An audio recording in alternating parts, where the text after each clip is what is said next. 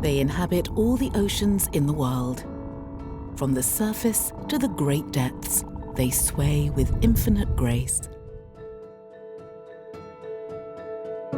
Whales, sperm whales, dolphins, orcas. For many years, these sea mammals were hunted. Today, people try to approach and understand them. Endowed of outstanding strength and extraordinary intelligence, these fascinating creatures possess many other resources. An ability to communicate with one another, or even to cooperate, to educate, to pass on. Titanic, majestic. Here are the titans of the deep.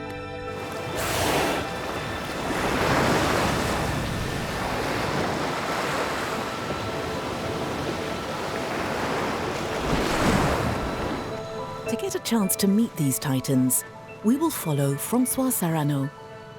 Oceanographer, former companion of Commander Cousteau, tireless explorer and defender of the sea world, François will dive with the largest animals on the planet to attempt to shed some light on their mysteries. How did these former land animals manage to adapt to the sea world? When the land animal ancestors of the cetaceans returned to the seas 55 million years ago, they didn't stand a chance. They arrived in a hostile environment. They had to breathe there. They had to hide in a place where there was nowhere to hide. In the deep seas, there's nowhere to hide. They had to give birth in an environment where the baby had to breathe immediately. And despite all of these obstacles, they managed to survive.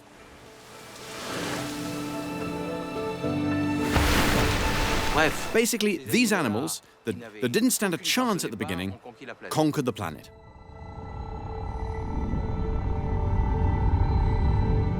Mauritius, a tiny isolated island in the heart of the Indian Ocean, several thousand kilometers away from greater lands.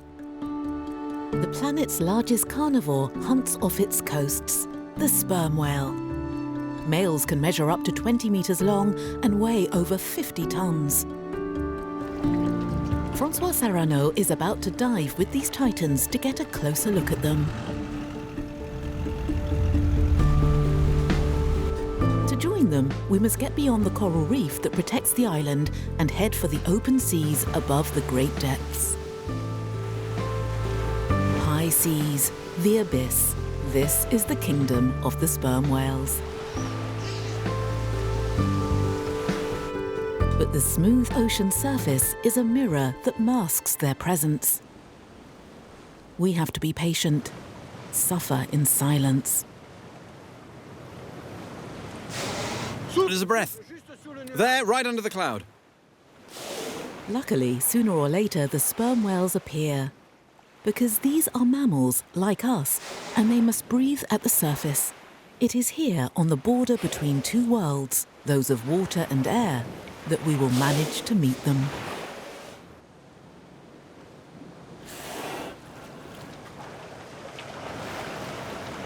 Préparez-vous.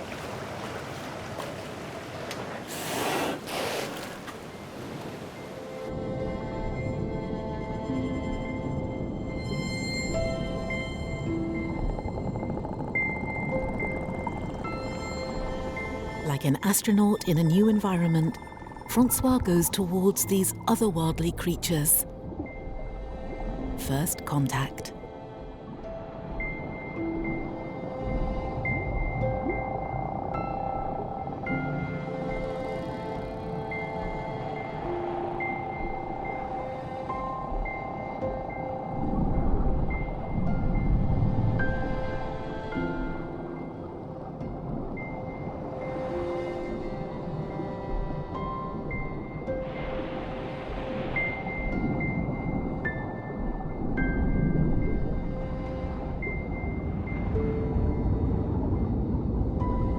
But for the sperm whales, now is not the time to meet.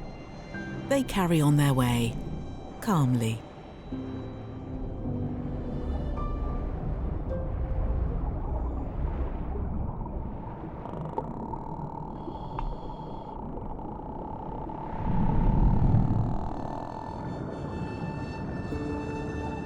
It's a hostile environment. It's difficult for us to move about. We move extremely slowly, whereas they are at ease. We hardly move. So with one of their fin flaps, they're 10 meters away from us. Swimming with sperm whales is not only a privilege that must be earned, it's also the only way to understand them. For hundreds of years, the sperm whales were hunted by whalers and fled from boats and men. They only showed scarce moments of their life, a breath, a tail that rises, another that hits the water, but nothing to reveal their mysterious ocean life.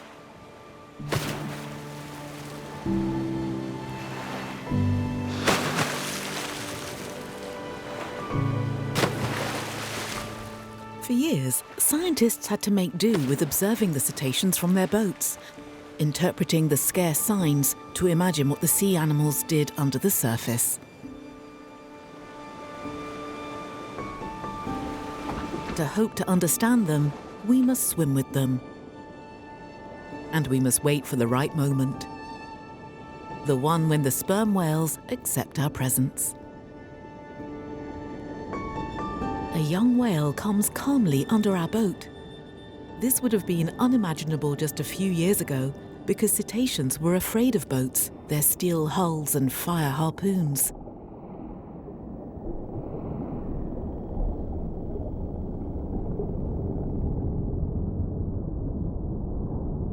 François grasps this unexpected opportunity which the whale seems to give him.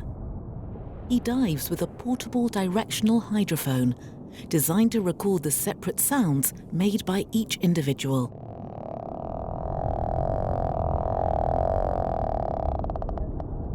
Surprise!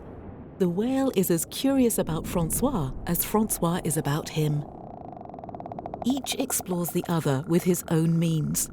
The whale doesn't have a hydrophone, but possesses an extraordinary sense: echolocation.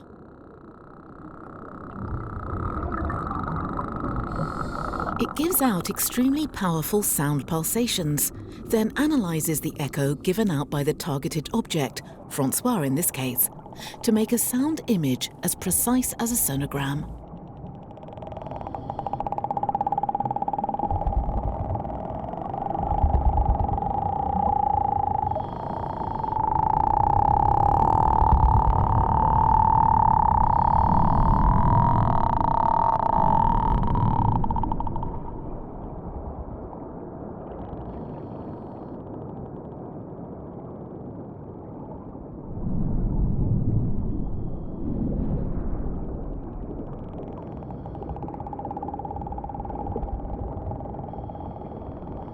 Echolocation is a terrifically efficient sense.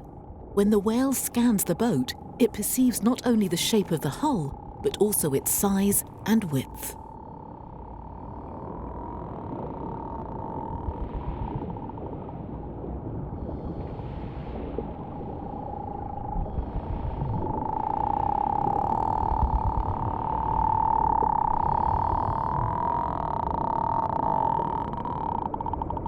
It's also this echolocation that made sperm whales exceptional hunters, allowing them to see and find their prey in the great depths, where it's always nighttime.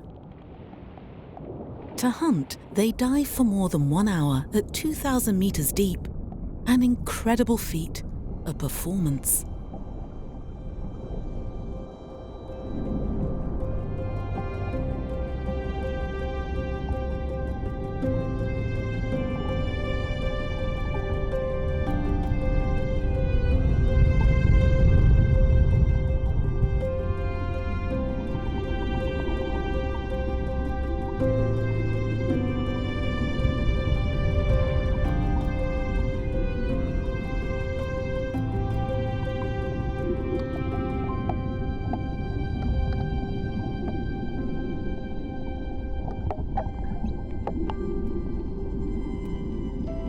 No man has ever seen, and probably never will see, what happens in the abyss.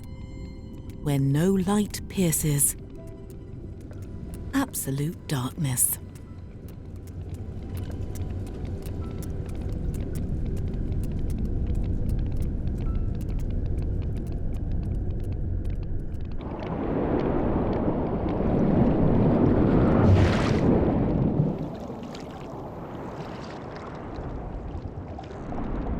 The young sperm whales have remained at the surface. They don't yet know how to dive down into the great depths, but they keep in contact with their elders, thanks to the sounds that travel over several kilometers. To be fed, they must wait for the large females to return, or else make the most of a regurgitated prey. The young whales are easy to recognize with all the suckerfish stuck to their bodies. Sometimes there are dozens of them. The suckerfish feed off their waste and parasites.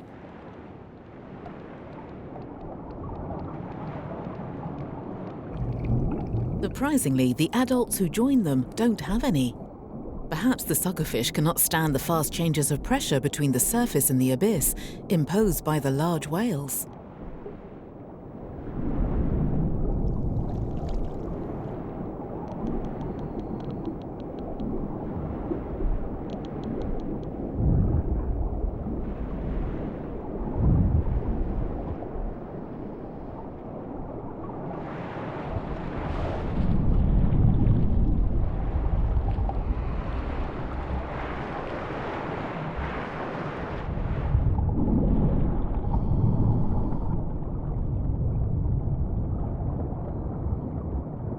François makes the most of the adults being present to collect precious clues.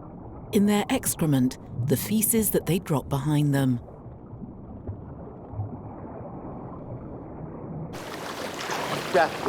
Here, look, treasure. What have you found? Look at this, hang on. Look, a sperm whale let loose. We were inside it. And here, look at all the squid beaks. Ah, all the squid beaks I picked up. I collected them one by one. Beautiful. Ah, it's amazing. This is horn. It's indestructible, rot-proof. That's why it remains in the whale's feces. This shows all the squid that he goes to fish for in the great depths. He goes to fetch them at 1,000, 1,500 meters deep in the daytime, though it's easier for him at night time. At night, the squid rise up to less deep areas, around 600 meters.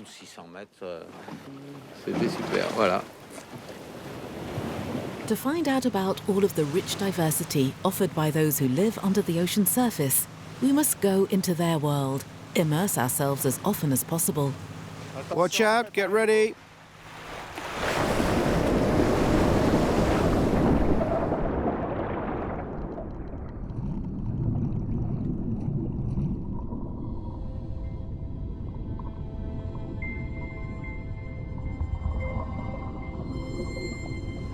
If you want to see a whale sleep, you must be underwater to see it.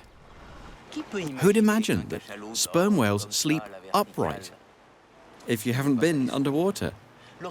When you see two sperm whales at the surface, who can imagine that there are 20 sleeping in the whale dormitory?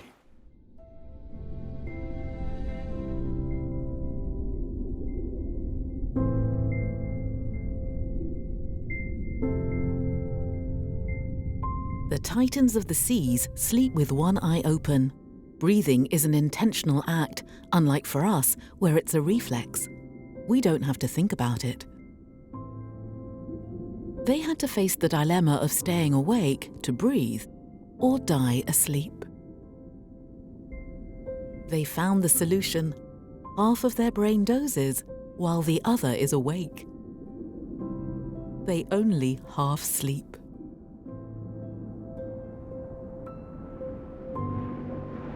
Around the dozing adults, the young gather and play. An oddly familiar image, applicable to all mammals, just as the young monkeys do in tropical forests or lion cubs in the savannah.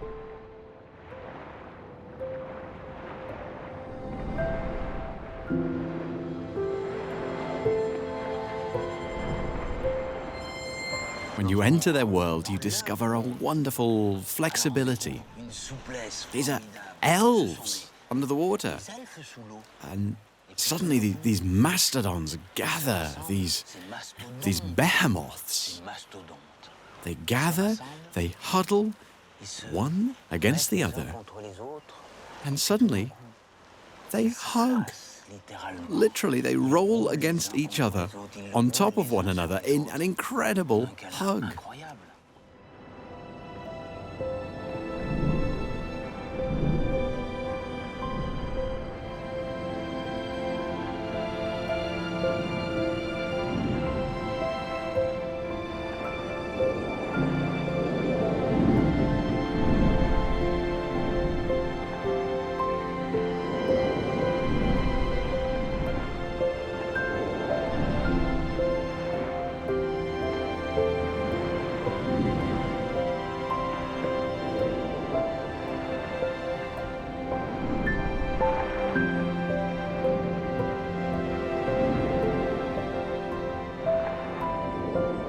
These long hugs and times of socialization are over, without knowing why, without knowing who gave the signal, the whales leave shreds of skin behind them, which detached as they rubbed their titanic bodies together.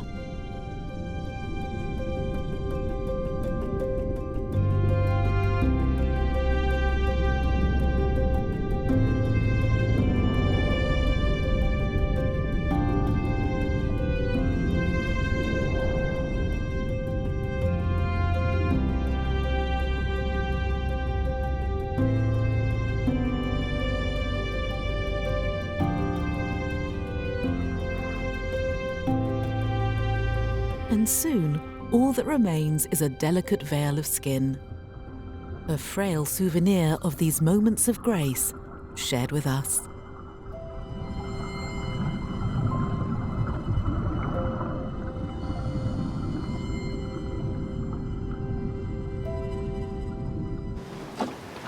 It's amazing to be at one with wildlife, so often criticized. When you experience that, you want everyone to live that. And once you've experienced this in your life, you're at one with the world. All you want is for us to make space for our housemates. We make room for this wildlife that goes straight to the point.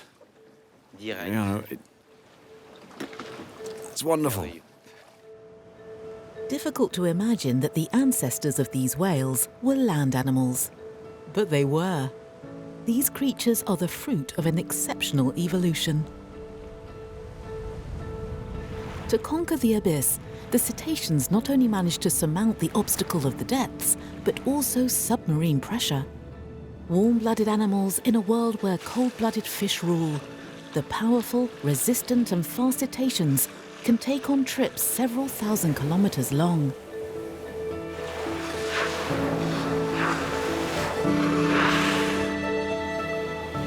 They go ever further, pushing back the boundaries of their territory and reach the frozen fringes of the world.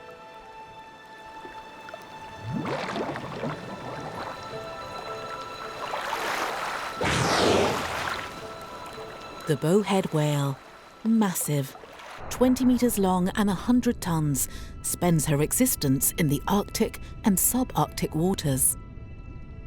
Her apnea is phenomenal, and she can headbutt the 1 meter thick ice pack to break it and come up to breathe.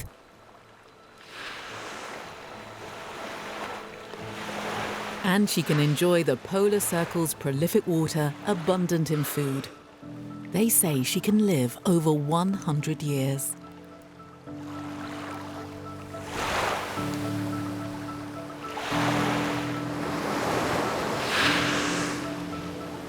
The blue whale is the largest animal of all time.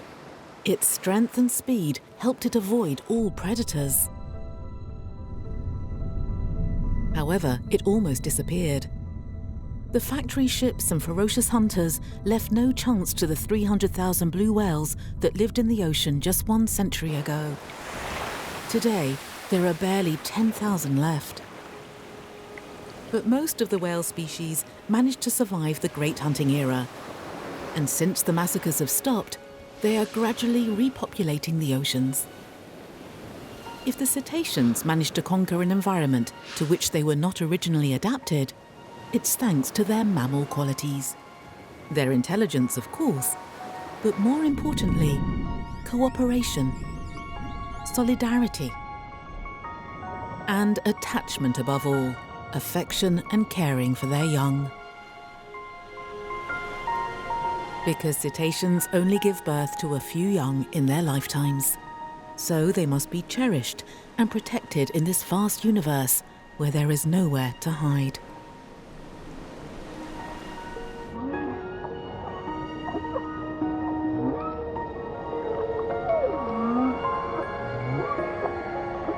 Sea mammals have a characteristic behavior that differentiates them from their close neighbors, the fish, the attachment bond.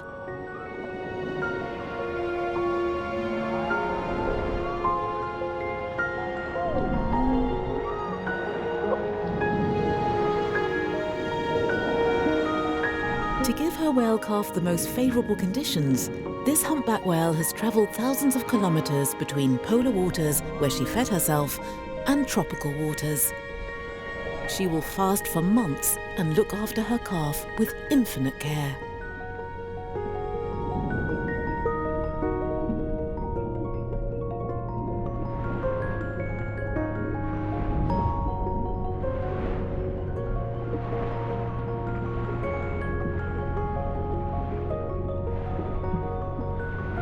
She delicately accompanies the stumbling and clumsy calf.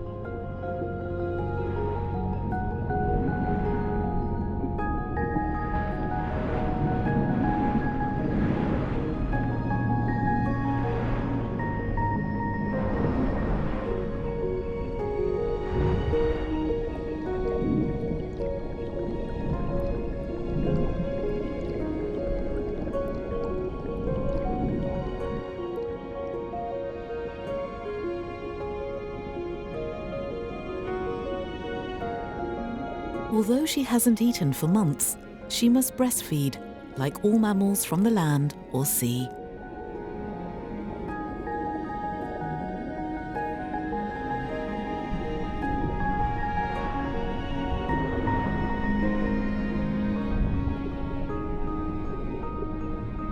None of this exists with fish that lay thousands of eggs and abandon them to the mercy of the currents. Once hatched, the fish larvae must take care of their own survival. With mammals, on the other hand, all of this attention gives the young time to open up to the world and explore their surroundings.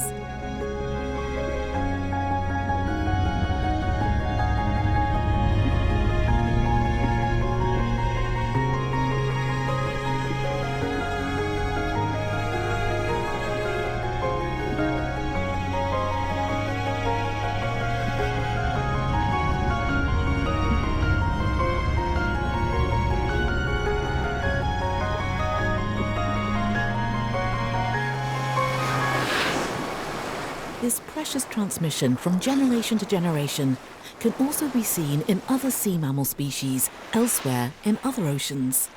Unique bonds, the true cement of well-organized societies.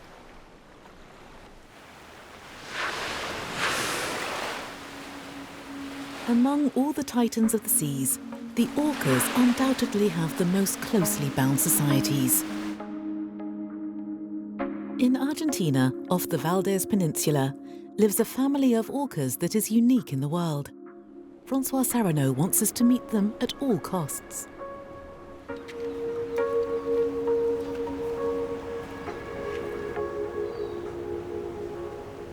But this time, he won't swim with the titans. He'll attempt to observe them from the coast. If François is so keen to see the Valdés orcas, it's because this family is extraordinary. It's been studied for 40 years now, and we're only just beginning to understand the family relationships, the solidarity and sharing which unite all of its members. This micro-society is matriarchal, built around the females, and around Maga, the grandmother in particular. The family counts around 15 members, including one large male, Juan, easily recognizable with his imposing 1.5-meter dorsal fin.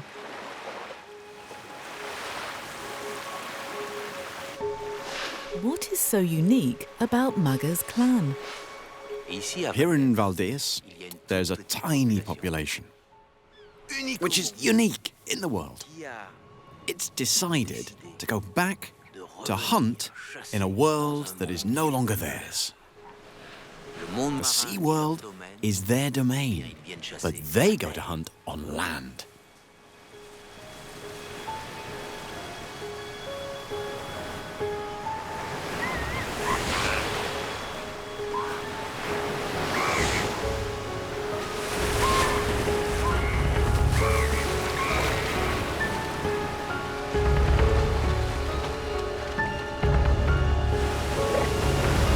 This is an extraordinary innovation because it forces them to overcome their innate fear of the shore. You can always do something that goes along with the grain of what you know how to do. But going against the grain is what's most fearsome. Risking one's life, that's trickier.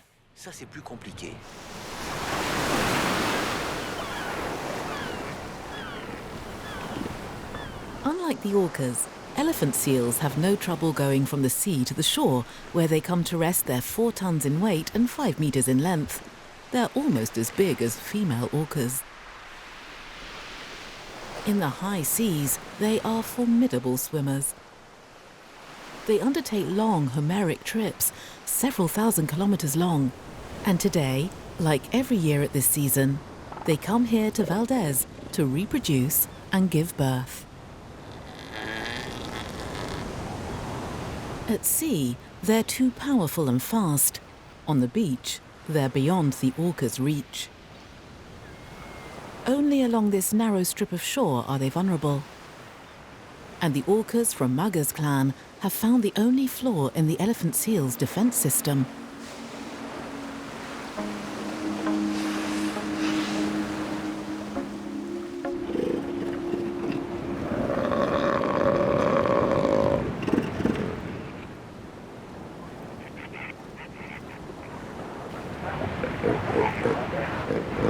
Unlike the orcas, elephant seals confront one another all the time. These incessant struggles do not allow them to build a durable society. Once his harem has been constituted, the great male maintains it by force, constraint, and violence. Even when coupling with females who are much smaller than he is, his actions seem forced and brutal.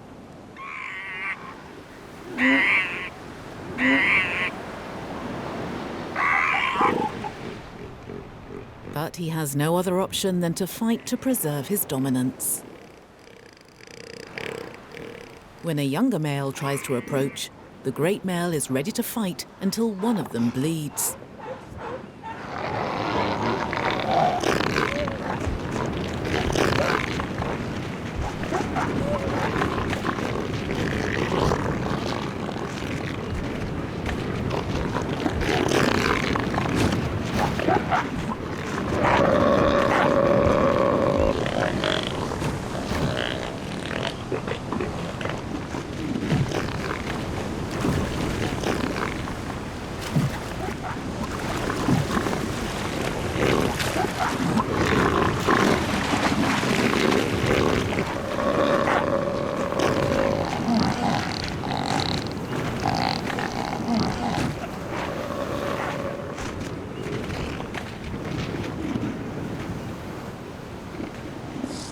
Here in the Valdés Peninsula, there are 2 titans, the orcas and the elephant seals. They seem mournful on the beach, but they're incredible swimmers.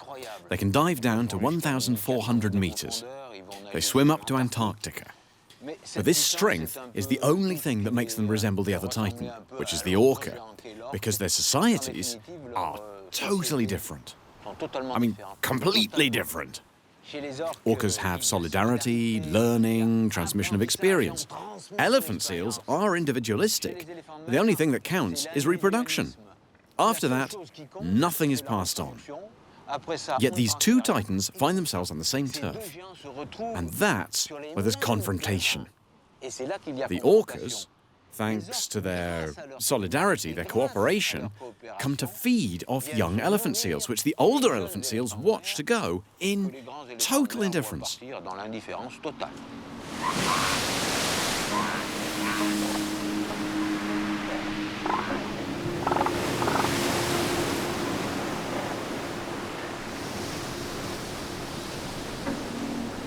The young, left to fend for themselves, are unprotected.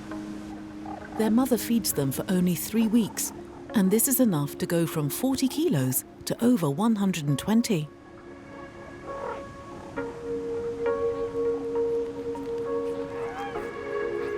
From then on, the mothers stop looking after them. They're exhausted by these weeks during which they had to give birth and breastfeed. So the young are forced to learn to swim by themselves.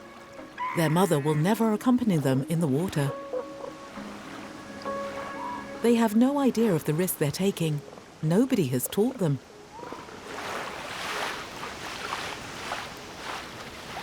Yet when they frolic about in the water and flap their fins, this characteristic splashing indicates their presence to the orcas.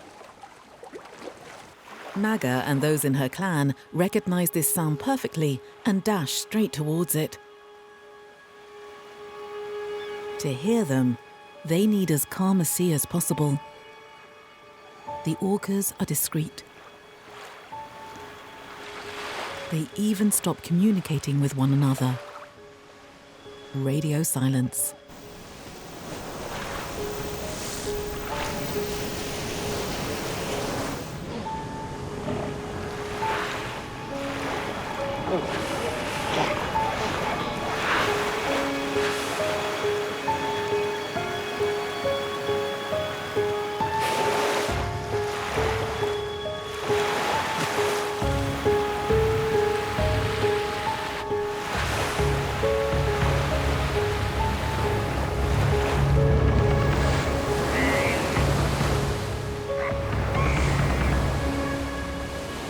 Sometimes they miss by only a few centimeters, but experience has taught them to be patient and repeat the attempts. Less than half are successful.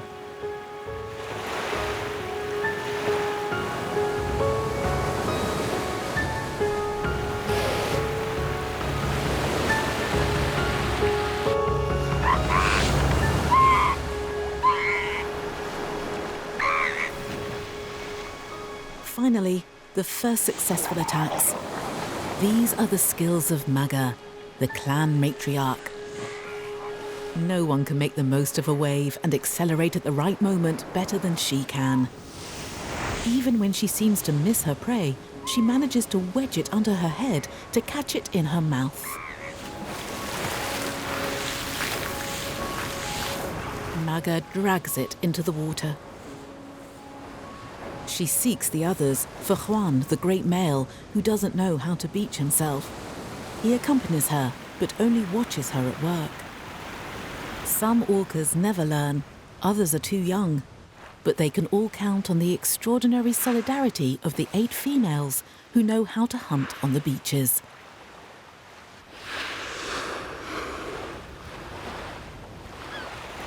Valene, Maga's daughter, is one of the usual hunters.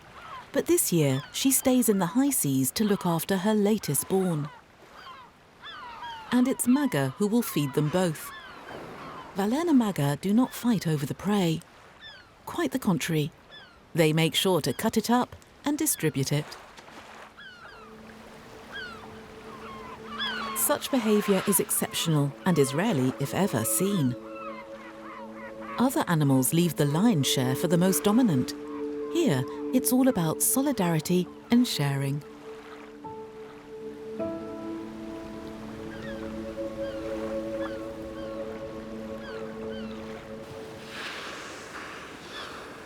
To understand the specificity of this group of orcas, François wants to observe how they teach the technique of beaching.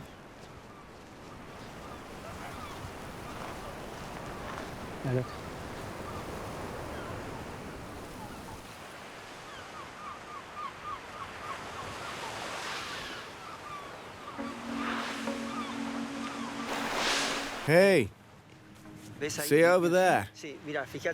Look at the orcas over there. There's a big male and a young one as well. Yeah. It's going to beach itself. Look, together they'll both get close to the shore to teach the young one to beach itself. The young orca is reluctant to go towards the beach. The female encourages him. She shows him the way. The young one follows. When his instinct gets the better of him, when he pretends to swim out, the female gives him a slap of the tail. She blocks him, stopping him from going back out towards deeper water. She pushes him to go further in towards the beach. And she forces him to stay beached a while to overcome his instinctive fear.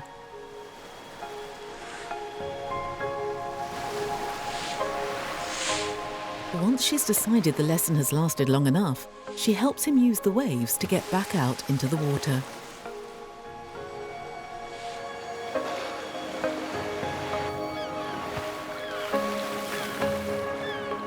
In the beginning, there were only 2 orcas who could do that. And that could have been the end of the story. But apparently, some females saw this, copied the 2 male orcas, and as good matriarchs, they passed on their own experience to the young. It takes years of practice for the hunters to finally manage to catch their prey. This shows that, first, it's very complicated to learn, and that this innovation, which was passed on and requires a very complicated learning process, is a culture specific to this tiny group. This is what's extraordinary here at Valdés. You don't see this anywhere else. And this is what makes this small orca population, and today there are 13 or 14 who can do this, a unique population in the world. So unique that it can't be replaced by any other. Meaning we can call this population, this family, a species, since it cannot be replaced. And I think that in the world, if we paid more attention to these orcas, we'd see that each family has its own culture. Yes, culture, making it something unique. If every population is irreplaceable, then we must study each one of them and protect them all. Because the disappearance of some experienced females, bearers of knowledge, would put an end to the specific culture of the Valdés clan. And what applies to orcas probably is true for sperm whales, whales, dolphins, and all the other cetaceans.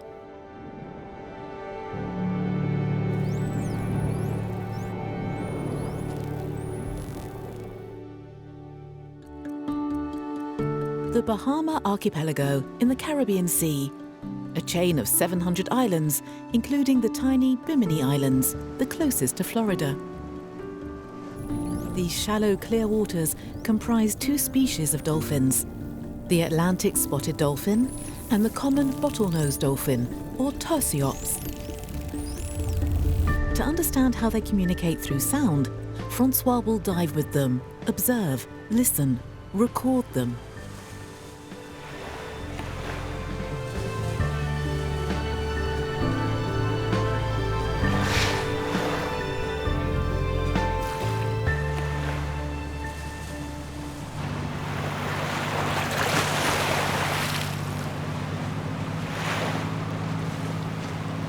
As he did with the sperm whales, he takes a hydrophone with him. He dives into a world of sounds.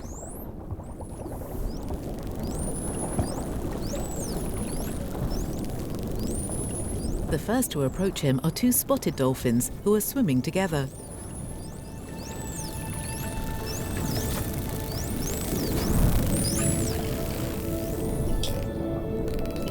François immediately recognizes the echolocation clicks used to identify him and the whistles that dolphins use to communicate with one another. Sounds mingle, buzzes, clicks, whistles, twittering, and probably other sounds which we can't make out because they use ranges of frequencies that are inaudible to us.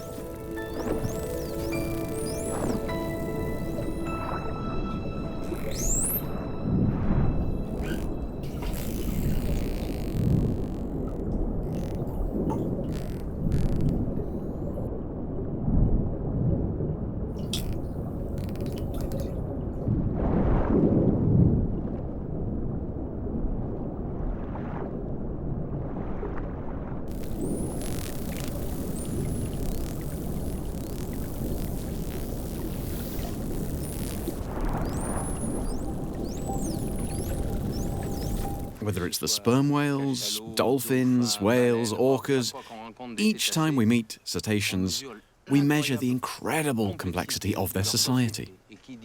And a complex society entails a complex means of communication.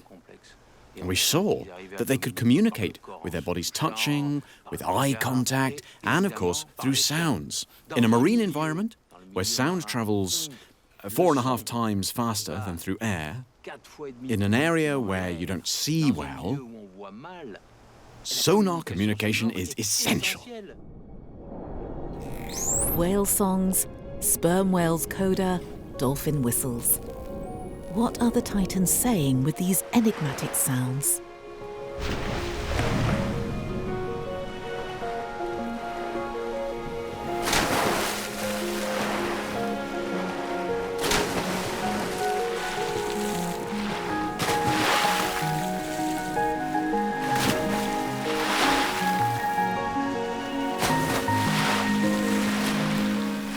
Cetaceans use the whole surface of their bodies, along with the surface of the sea, to make sound signals that they send to others, their peers, friends, partners, or rivals.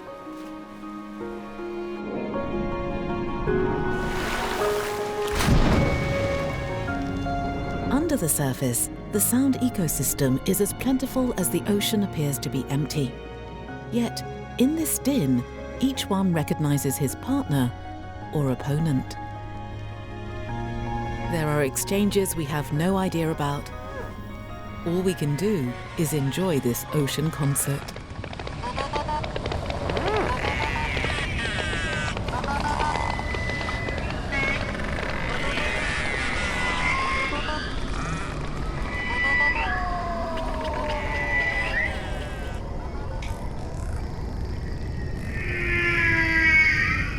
In this concert, the most famous soloist is the male humpback whale.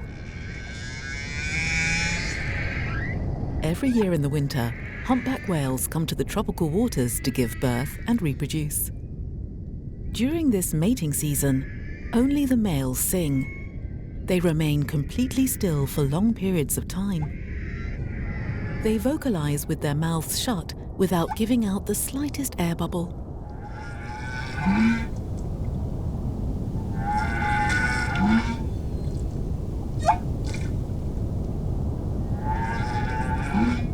Are they seducing the females? Is this a contented song or a war cry? The truth is, nobody knows.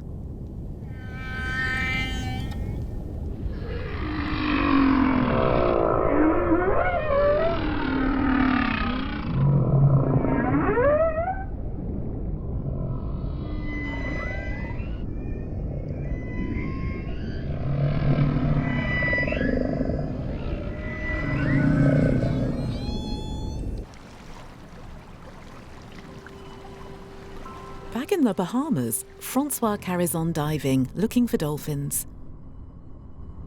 But few people realize how empty the ocean is. Apart from a few signs of life around reefs, it's a desert. And we feel very lonely. With our human senses, we don't see much and don't hear much either.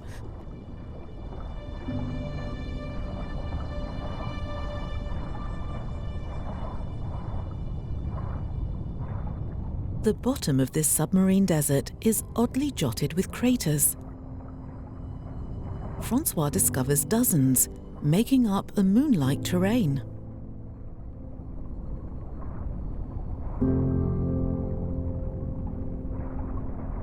What singular creature dug out craters in the sand?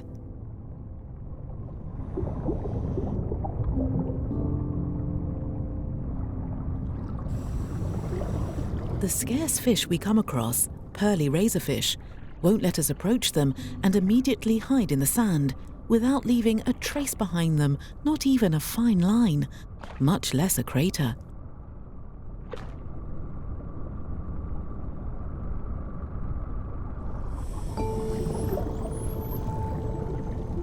And suddenly, crackling, clicks. At first almost imperceptible, but gradually getting closer, they announce the arrival of the tersiops, dolphins. Here are the crater-digging culprits.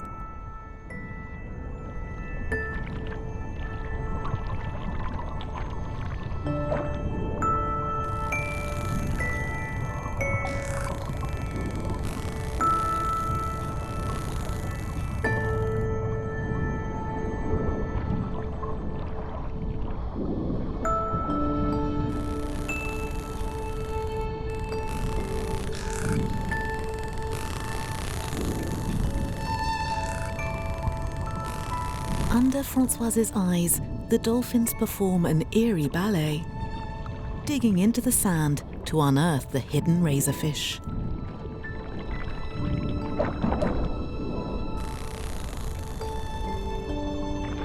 The dolphins are hunting, and they use sounds to hunt.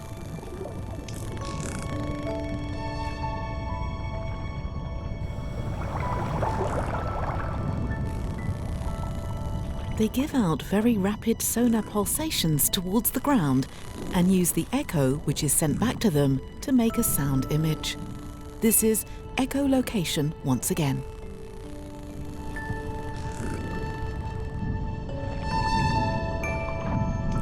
Thanks to this sixth sense which we humans do not possess, they can see beneath the surface of things.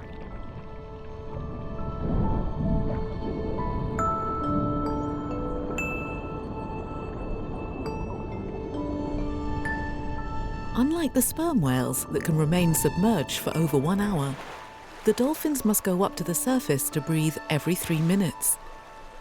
Endless coming and going between the surface and the seabed.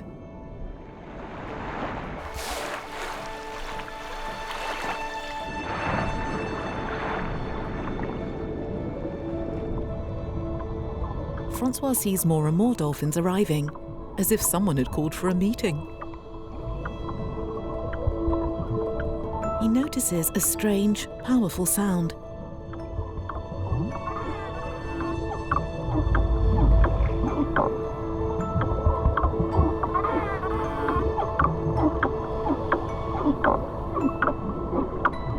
Is this the dolphins' rallying cry? Is it a call to join the feast? Impossible to find out. All these sounds given out by the dolphins and other cetaceans remain a huge mystery.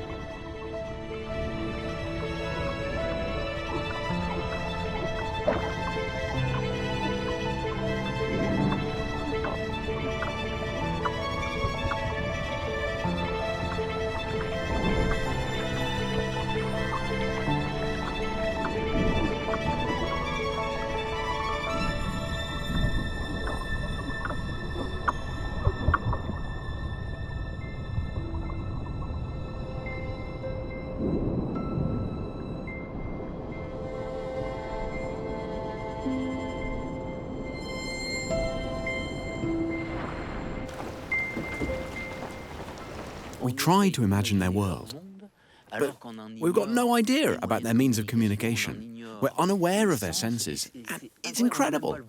We don't have the vocabulary, we don't have the words to describe what they're capable of doing. We invent words, clicks, clacks, clangs, all kinds of weak imitations of what they can do. And we try to... It's like if we were blind people who were trying to describe the world of those who can see. We can't even imagine. They live in another world. They're real aliens.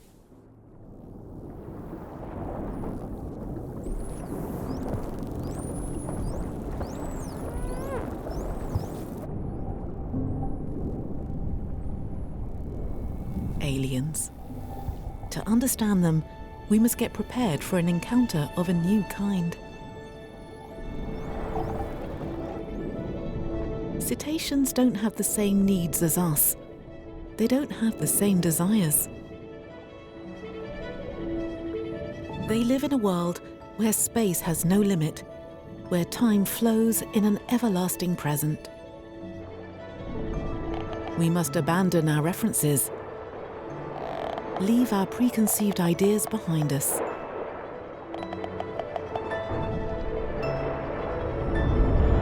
We must lose ourselves in their world. Then maybe we can discover what the Titans have to say to us.